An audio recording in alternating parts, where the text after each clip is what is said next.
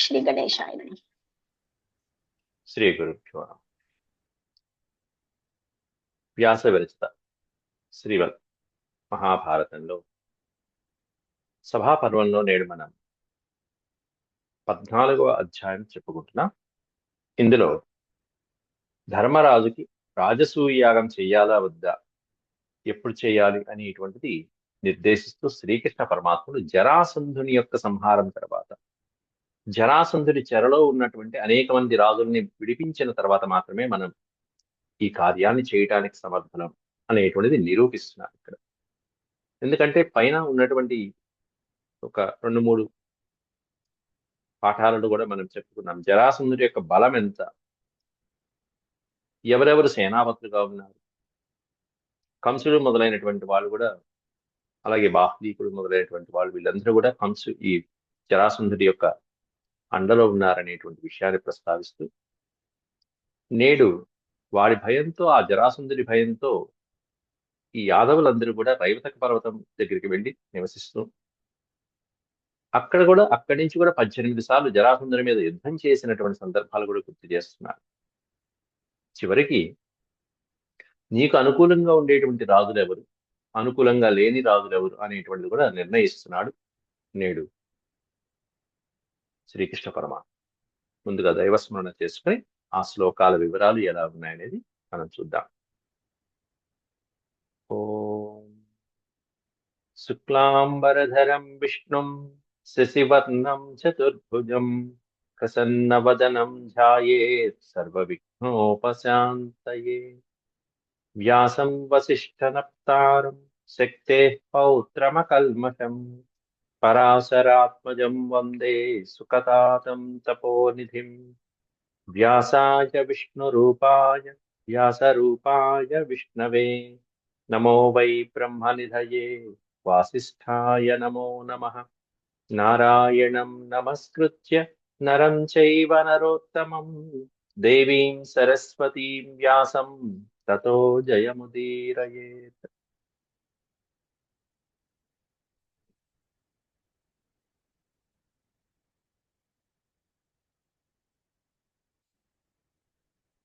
సభాపర్వంలో 14వ అధ్యాయం ఇది.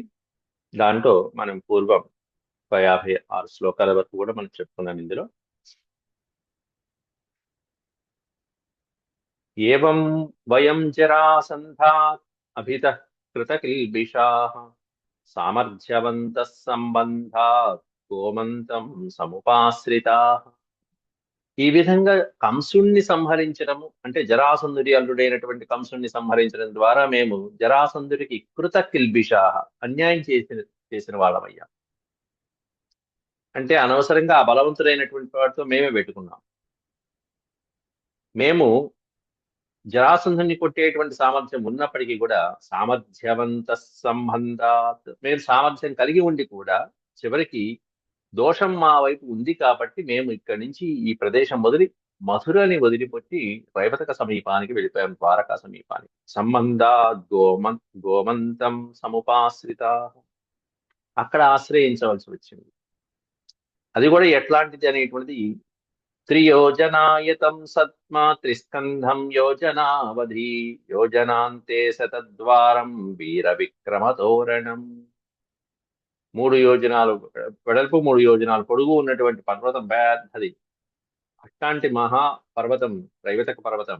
యోజనం అంటే 8 మైళ్ళు, అట్లాంటిది 3 మైళ్ళు పొడుగు ఉంటుంది. అది దానికి త్రిస్కంధం యోజనావధి యోజనాంతే శతద్వారం, ఒక్కొక్క యోజనానికి అంతే చివరిలో శతద్వారం, ఒక 100 ద్వారాలు ఉండేట్టుగా ఏర్పాటు చేసుకుని, వీర విక్రమ తోరణం, బ్రహ్మాండమైనటువంటి ప్రవేశ ద్వారము, తోరణాలతో కూడినటువంటిది. అవన్నీ కూడా మేము ఒక దుర్గాన్ని పెట్టుకుని ఆ దుర్గానికి ఏర్పాట్లు చేసుకున్నాం. ఈ శతద్వారములు, 100 ద్వారాల ప్రధాన ద్వారాలు, బ్రహ్మాండమైనటువంటి విక్రమ తోరణాలు కలిగినటువంటి ప్రవేశ ద్వారాలన్నీ ఏర్పాటు చేసుకున్నాం. దీనికి మళ్ళీ క్షత్రియుల రక్షణ. అష్టాదశావరైర్నద్ధం క్షత్రియైర్యుద్ధ దుర్మదై, అంటే యుద్ధం ఎప్పుడు చేద్దామనేటువంటి కండూతితో ఉండేవాళ్ళు. దురద దాన్ని యుద్ధ దోర్మదులు అంటారు. అంతేకాకుండా యుద్ధం అంటే చాలా ఉత్సాహంగా ముందడుగు వేసేటువంటి క్షత్రియులు 18 మంది ఇదిగో ఈ ప్రదేశాన్ని రక్షిస్తూ ఉంటారు. అంటే ఇటువైపు కార్నర్లో రైవతక పర్వతం దగ్గర ఉన్నటువంటి 3 యోజనాల దూరంలో రక్షణ వలయాన్ని వర్ధిస్తున్నారు. అటు నుంచి జరాసంధుడు రాకుండా 18 మంది బ్రహ్మాండమైనటువంటి యుద్ధ దుర్మదుల్ని అక్కడ మేము పెట్టాం. వీళ్ళ కింద మళ్ళీ ఇంకెవరుంటారంటే ఈ 18 మంది కింద 18,000 మంది ఉంటారు. 18 సహస్రాణి భ్రాతృనాం సంతి నః కులే, కలే కాదు ఇది కులే అని ఉంటారు. నః కులే అంటే మా యాదవ వంశంలో, నహ కులే మా యాదవ వంశంలో 18 సహస్రాణి దాదాపుగా 18,000 మంది సోదరులు. ఆహుకస్య 18,000 మంది సోదరులు యాదవ వంశంలో వీరులు సుప్రసిద్ధమైనటువంటి వాళ్ళు ఉన్నారు. ఆహుకస్య శతం పుత్ర ఏకైకః త్రిదశావరః. ఆహుకస్య శతం పుత్రాః. మా దాంట్లో ఆహుకుడు అనేటువంటి వాడు ఉన్నాడు, మా బంధువు అని చెప్పుకున్నా. వాడికే శతం పుత్రాః, ఒక్కటికి 100 మంది పుత్రులు ఉన్నారు. ఏకైకః త్రిదశావరః. త్రిదశావరః అనే పదానికి అర్థం త్రిదశ అంటే దేవతలు. ఒక్కొక్కడు దేవతా సమానమైనటువంటి వాడు, వాడికి 100 మంది ఉన్నారు ఆహుకుడు. అంటే దేవతలు ఎంత బలిష్టమైనటువంటి వాళ్ళు, అమరులు ఆ విధమైనటువంటి శక్తి సంపన్నత కలిగినటువంటి వాళ్ళు. దాంట్లో కొంతమంది సుప్రసిద్ధమైన వాళ్ళు చారుదేష్ణ సహభ్రాత చక్రదేవోధ సాత్యకి. వీళ్ళు ఒక్కొక్కరు దేవతలతో సమానమైన వాళ్ళు. సాత్యకి, చారుదేష్ణు, కృతవర్మ అంత బలం కలిగిన వాళ్ళు. వీళ్ళని ఎవరు సంహరించలేరు. వీళ్ళలో వీళ్ళు కొట్టుకు చావడం తప్ప ఎవరు సంహరించలేరు. నారాయణ సేన అహం చ రోహిణేయస్, దాంట్లో అహం అని పెట్టాడు, నేను కూడా అని పెట్టాడు. నేను రోహిణేయశ్చ అంటే రోహిణీ కుమారుడైనటువంటి బలరాముడు, నేను బలరాముడు, సాంబుడు ప్రద్యుమ్నుడు, సాంబ ప్రద్యుమ్న ఏవచ ఏవమేతే రథా సప్త. ఇట్లా 7 బ్రహ్మాండమైనటువంటి రథికులం మేమందరం, మహారథులం.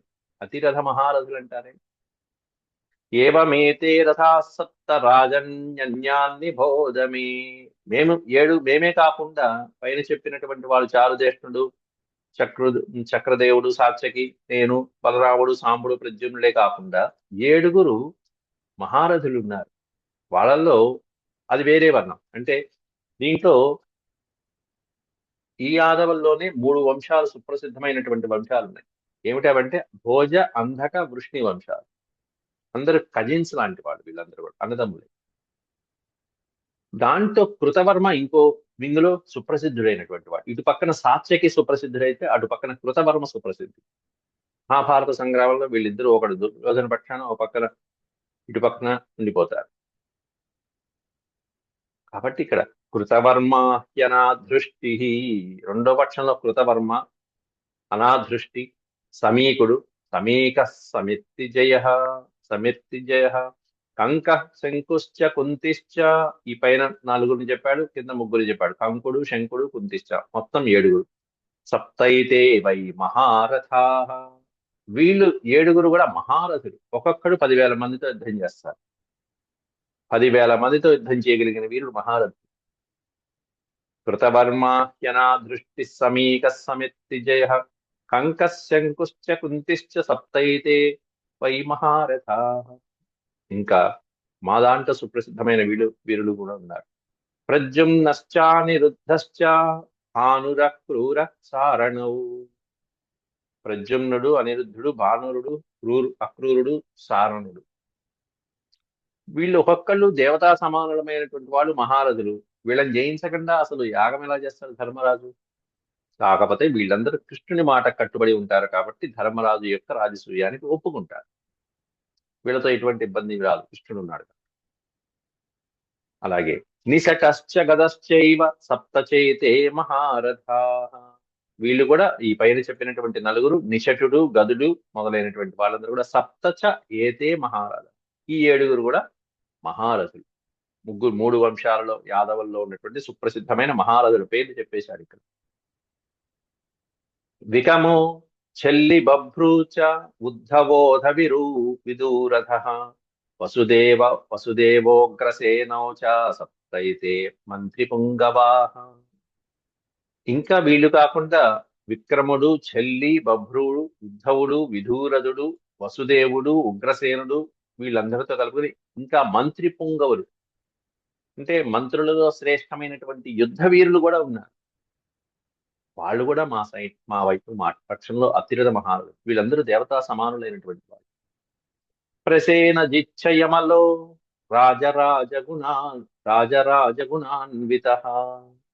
మా దాంట్లో మళ్ళీ ప్రసేనజిత్ ప్రసేనజిత్ అనేటువంటి వాడు ఈ మనకి సమంతకోపాఖ్యానం అనేటువంటి కథలో వినాయక చవితి రోజు వస్తుంది. ప్రసేనజిత్ అనేటువంటి మహారాజు ప్రసేనజిచ్చ యమలుడు అనేటువంటి వాడు. వీళ్ళిద్దరు కూడా రాజరాజ గుణాన్విత, అత్యద్భుతమైనటువంటి రాజగుణాలతో శోభిల్లేటువంటి మా బంధువులు వీళ్ళందరూ.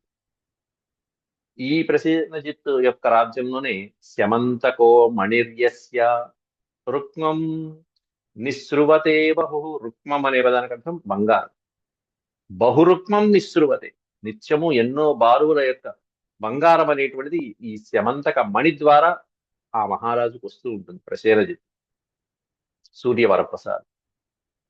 ఇట్లా పుత్రౌ పుత్రౌ చాంధక భోజస్య వృద్ధో రాజా చ తే దశ. వీళ్ళ యొక్క పుత్రులు మొత్తం అంధకుడు భోజుడు మొదలైనటువంటి వాడు కుమారులు ఉన్నారు. వాడి కుమారులైన అంధకుడు భోజుడు మొదలైనటువంటి వాడు, అలాగే వృద్ధుడైనటువంటి మహారాజు అయినటువంటి మా దాంట్లో ఉగ్రసేనుడు మొదలైనటువంటి వాళ్ళతో కలుసుకుంటే మొత్తం 10 మంది అత్యద్భుతమైనటువంటి మహారథులు మా పక్షంలో ఉన్నారయ్యా. ఇంకా వజ్ర సంహననా వీర్యవంతో మహాబలా స్మరంతో మధ్యమం దేశం వృష్ణివీరాగతజ్వరా. వీళ్ళందరూ కూడా ఇంద్రుడితో సమానమైనటువంటి వాడు. వజ్ర సంహననా వీర, మొత్తం దేవతలతో అంటే అమరుడైనటువంటి వజ్ర భార్య అయినటువంటి దేవేంద్రుడితో సమానమైనటువంటి వాళ్ళు. అతనితో కూడా యుద్ధం చేయగలిగినటువంటి నైపుణ్యం ఉన్న మహాబలుడు వీళ్ళు.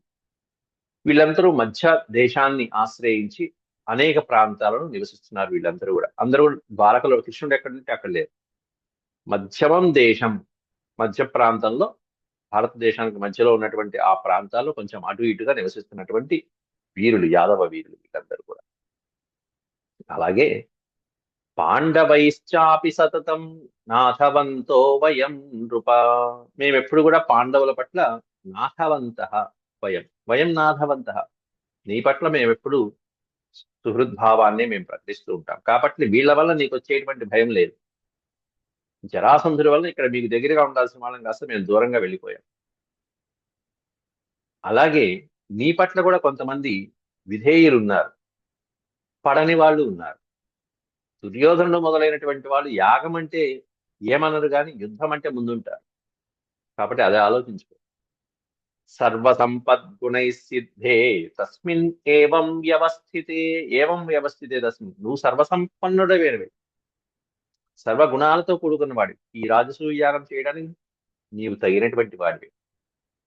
సర్వసంపద్గుణై సిద్ధే, సమస్తమైనటువంటి గుణాలు కూడా, రాజలక్షణాలన్నీ కూడా నీ యందు సిద్ధంగా ఉన్నాయి. అంటే నువ్వు కలిగినటువంటి వాడివి. అయితే క్షత్రే సంరాజమాత్మానం కర్తుమర్హసి భారత. ఓ భారత అంటే ఓ భరత వంశ శ్రేష్ఠుడైనటువంటి వాడా, క్షత్రియ కులంలో సంరాజం అనే పదానికి అర్థం అక్కడ చక్రవర్తిత్వం, సార్వభౌమత్వం, సమస్త భూమండలాన్ని పరిపాలించేందుకు ఏకైక ఛత్రాధిపత్యం ఏదైతే ఉంటుందో ఆ చక్రవర్తిగా నువ్వు ఆత్మానం కర్తుమర్హసి. నీ యొక్క బలాలతో, నీ సామర్థ్యాలతో నువ్వు ఉండటానికి సమస్త అర్హతలు నీకున్నాయి. నీ సోదరులు ఉన్నారు, నీకు బలగం ఉంది, నీకు ఆ గుణాల అత్యద్భుతంగా మిగతా వాళ్ళకంటే ఎక్కువ నీలోనే ఉన్నాయి. అయితే నీ పక్షంలో కొంతమంది ఉన్నారు, వాళ్ళు ఇటు వస్తారా, నీ వైపు వస్తారా రారా అనేది ఒకసారి నువ్వు చూసుకోవాలి. ఎవరు వాళ్ళు? దుర్యోధనం శాంతనవం ద్రోణాయనం కృపం.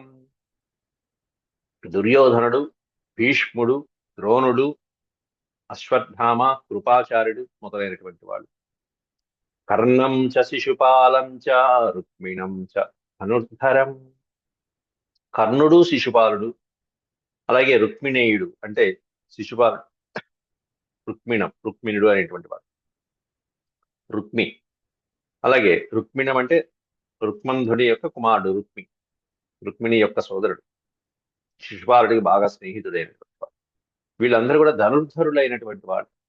వీళ్ళే కాకుండా అర్జునుడికి శత్రువైన వాడు ఉన్నాడు. ఏకలవ్యం ద్రుమం శ్వేతం శైవ్యం శకునిమేవచ. శకుని, ఏకలవ్యుడు, ద్రుముడు, శ్వే శ్వేతుడు, శైవ్యుడు మొదలైనటువంటి వాడు. వీళ్ళ పైన చెప్పినటువంటి వాళ్ళందరూ కూడా నీ పక్కన ఇటా అట అన్నట్టుగా ఉంటారు. మొగ్గు చూపాలా లేదా? మామూలు యజ్ఞం అయితే వస్తారు, కానీ నీ సార్వభౌమత్వాన్ని, నీ చక్రవర్తిత్వాన్ని వీళ్ళు అంగీకరిస్తారా లేదా అనేది నిశ్చయించుకోవాలి. ముందు మాటలతో చెప్పి ఓటింగ్ ప్రకారం నువ్వు వీళ్ళని ఇటు రప్పిస్తావా లేదా? వీళ్ళని జయించకుండా అసలు నువ్వు రాజసూయం ఎలా చేస్తావు? ఏతానజిత్వా సంగ్రామే కథం శక్నోషి తం క్రతుం. నువ్వు చేయ సంకల్పించిన ఆ యాగం ఏదైతే ఉందో ఆ క్రతువు రాజసూయ యాగం. కథం శక్నోషి, ఎలా సాధ్యమవుతుందో చెప్పు. ఏతాన్ అజిత్వా సంగ్రామే, వీళ్ళని సంగ్రామంలో జయించకుండా నువ్వు రాజసూయం చేయడం సాధ్యమా? సరే పోని, వీళ్ళందరూ నీ పక్షానికి వచ్చేస్తారు, ఎందుకంటే గౌరవం. మా అన్నయ్య కదా చేస్తున్నాడు, మావాడే కదా చేస్తున్నాడు, మా మేనరుడే కదా చేస్తున్నాడు అని చెప్పి బంధుత్వంతో కొంతమంది నీ పక్షానికి రావచ్చు. కానీ అసలు వాడున్నాడే జరాసంధుడు. తథైతే గౌరవేణైవ నయోత్స్యంతి నరాధిపాహ. పైన చెప్పినటువంటి దుర్యోధనాదులు మొదలైనటువంటి వాళ్ళు ఉన్నారు చూసావా, వీళ్ళు ఈ నరాధిపులు గౌరవేణ నయోత్స్యంతి, నీ మీద ఉన్నటువంటి గౌరవ భావంతో యుద్ధం చేయకపోవచ్చు అనుకుందాం. చేసినా కొట్టేస్తాడు అనుకోండి అర్జునుడు, అప్పుడు చేసే యుద్ధం ఇప్పుడు చేసేస్తాడు, అంతే ఉందంటూ. కానీ గౌరవంతో, నీ మీద ఉండేటువంటి గౌరవంతో యుద్ధం చేయకపోవచ్చు, యాగం కాబట్టి. కానీ ఏకహ తత్ర, ఒకే ఒక్కడున్నాడు బలవంతుడైనటువంటి వాడు వీళ్ళందరికంటే కూడా. ఏకస్తత్ర బలోన్మత్త కర్ణో వైకర్తనో వృష యోత్స్యతే స పరామర్శి దివ్యాస్త్ర బలగర్విత. దీంట్లో వీళ్ళ పక్కనే ఉన్న కర్ణుడు, భయంకరమైనటువంటి కర్ణుడు, యుద్ధోన్మత్తంతో ఉండేటువంటి వాడు. బల ఉన్మత్త, బలంలో ఉన్మాదం కలిగినటువంటి వాడు ఒకే ఒకడు. ఈ పైన చెప్పినటువంటి లిస్టు ప్రమాదగారి ఎవరై అంటే కర్ణ వైకర్తనో వృష. కర్ణుడు, వైకర్తన అంటే కవచకుండలాన్ని పెకలించి ఇచ్చినటువంటి వాడు, తీసి ఇచ్చినవాడు, వికర్షణం చేసి ఇచ్చినవాడు. అట్లాంటి వాడు, బంగారంతో పుట్టినటువంటి వాడు. వాడు యోత్స్యతే సపరామర్శి దివ్యాస్త్ర బల గర్విత, దివ్యమైనటువంటి అస్త్రాలు ఉన్నాయనేటువంటి బలం, గర్విత విపరీతమైనటువంటి బలంతో, అహంకారంతో ఎప్పుడు యుద్ధం చేద్దామని కాచు కూర్చుంటాడు. ఇట్లాంటి వీరులకి ఎంతసేపు అస్త్రాలు ఉండేటప్పటికీ యుద్ధం ఎప్పుడు చేద్దామని హుషారుగా ఉంటూ ఉంటారు. కాబట్టి ఇట్లాంటి టైంలో ఇట్లా నా కింద నువ్వు ఉండు, నేను యాగం చేస్తున్నా, నేను చక్రవర్తిని అవుతున్నా అంటే వాడు ఒప్పుకోవద్దు.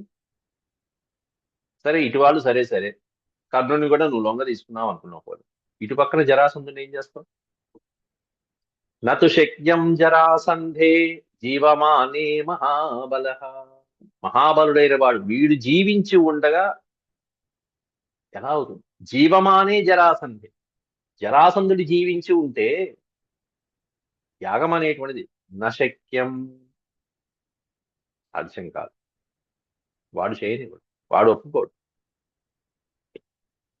రాజసూయస్త్వయా ఆప్తయా అవాప్తుమేషా రాజన్మతిర్మమ.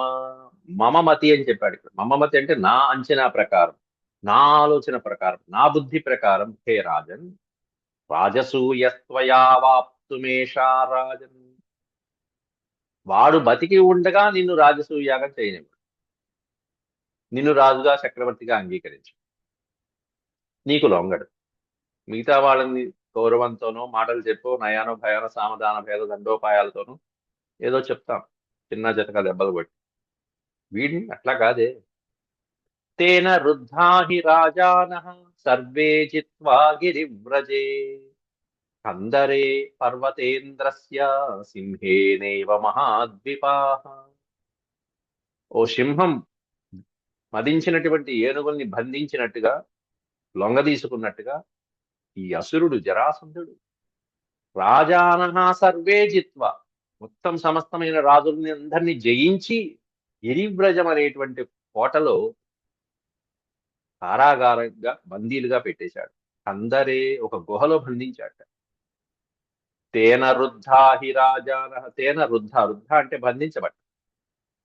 తేన అనే పదానికి అర్థం ఇక్కడ ఈ జరాసంధుడనే మహారాజు చేత, రాక్షసుడి చేత రుద్ధా హి రాజానహ సర్వే, సర్వే రాజానహ రుద్ధ, మొత్తం అందరూ కూడా వీడి చేతిలో ఓడిపోయి అందరూ కలిసి కారాగారంలో బందీలుగా అయిపోయారు. వీళ్ళందరినీ తీసుకొచ్చి గిరివ్రజం అనేటువంటి ప్రాంతంలో, నిన్న చెప్పుకున్నాం గిరివ్రజం ఎక్కడ ఉంది అనేది.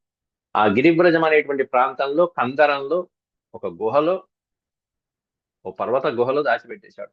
కొన్ని వేల మంది, 10,000 మంది రాజులు ఉన్నారు వీడి కింద గుహలోనే. 10,000 మంది రాజులు, వీళ్ళందరినీ కూడా బంధించి పెట్టాడు. ఎట్లా అంటే సింహేనేవ మహాద్విపాహ, సింహం మరించినటువంటి ఏనుగుని తొక్కిపెసి సంహరించినట్టుగా. పైగా వీడు ఈ రాజుల్ని సంహరించి ఒక యాగం సంకల్పించాడు. సమస్తమైనటువంటి రాజుల్ని, క్షత్రియుల్ని ఈశ్వరుడికి బలిచ్చి ఒక యాగం సంకల్పించాడు. సహి రాజా జరాసంధో ఈక్షు వసుధాదిపై. ఈక్షు అనే పదానికి అర్థం యజ్ఞం ఇక్షు, యజ్ఞం కర్తుం ఇక్షు ఈయక్షు, యజ్ఞం చేయాలనే కోరిక కలిగింది వాడికి. ఎట్లా అంటే సర్వ వసుధాదిపై, సమస్తమైనటువంటి రాజుల్ని యజ్ఞంలో ఆహుతి ఇచ్చి నరికేసి. అట్లా రాజు జరాసంధుడు క్షత్రియ వంశాలని నాశనం చేయి సంకల్పించాడు. వాడికి వాడి అభిషిక్త సరాజన్యై సహస్రైరుత చాష్టభి, సహస్రై ఋతచాష్టభి, వాడి యొక్క అస్త్రబలంతో ఈ రాజులందరినీ కూడా ఈ విధంగా అణగదొక్కి వాడికి వాడే సహా అభిషిక్త, చక్రవర్తిగా అభిషిక్తుడయ్యాడు. దాదాపుగా మహాదేవుని కూడా పూజించాడు. మహాదేవం మహాత్మానం ఉమాపతిం అరిందమ, పరమేశ్వరుని కూడా మెప్పించినటువంటి వాడు వీడు జరాసంధుడు. ఉమాపతిం అరిందమ, శత్రుమర్దనుడైనటువంటి ఇతడు ఉమాపతి అయినటువంటి శ్రీ పరమేశ్వరుని కూడా పూజించి, ఆయన్ని ఆరాధించి, ఆరాధ్య తపసోగ్రేణ నిర్జితాస్తేన పార్థివా. ఇంతమంది రాజుని ఎలా వశం చేసుకున్నాడంటే వెనకాల పరమేశ్వరుడి యొక్క తపో శక్తి కూడా ఉంది. ఆయన ఇచ్చిన వరాలు ఉన్నాయి.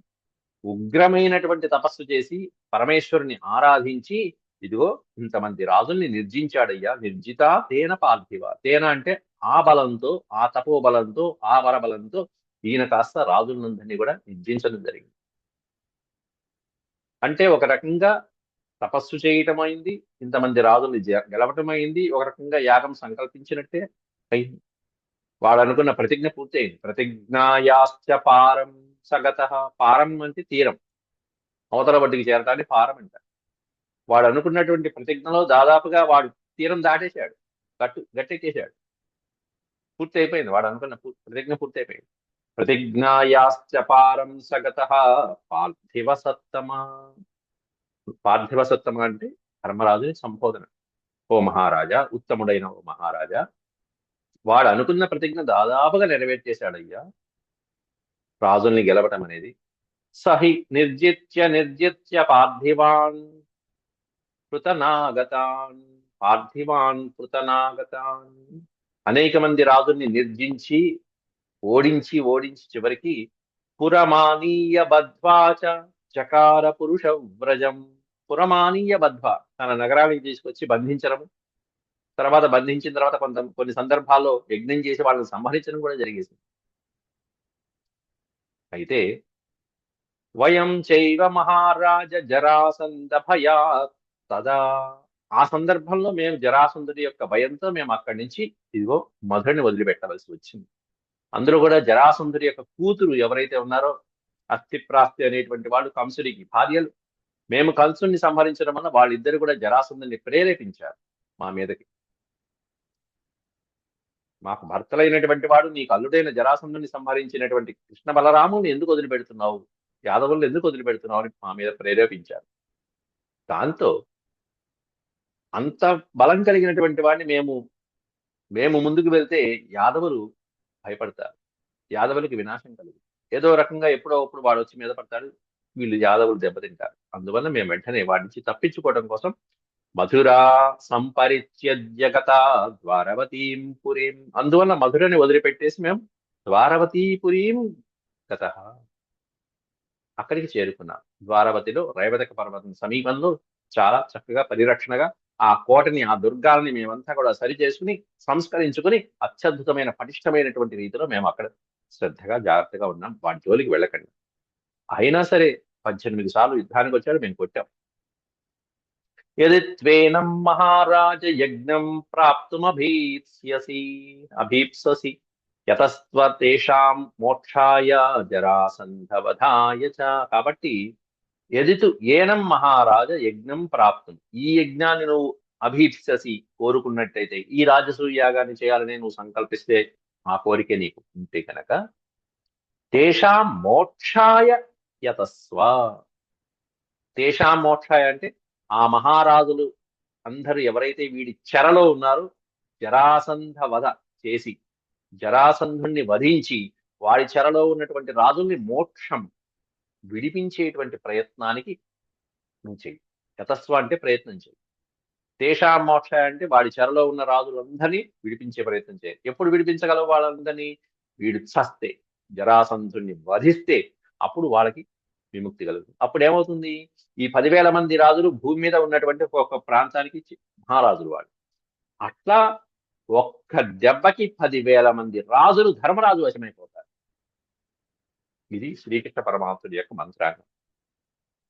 ఈయన అర్జునుడో భీముడో వెళ్ళి ఒక్కొక్క దిక్కు కొట్టుకుంటూ రావడం గొప్ప.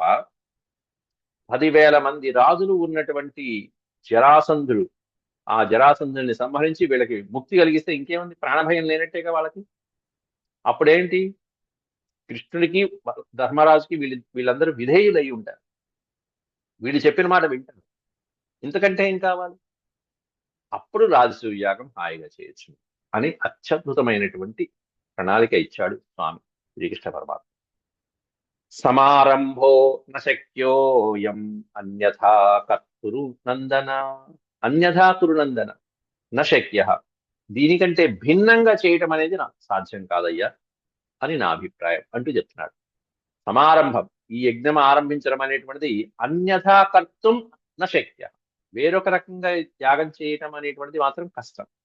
ఇదిగో ఈ విధంగా చేస్తే మాత్రం జరాసంధుడిని సంహరించి వాడి చెరలో ఉన్నటువంటి వేలాది మంది రాజులను విముక్తి చేస్తే భూమండలంలోని అనేక రాజ్యాలు నీ వశమైపోతాయి.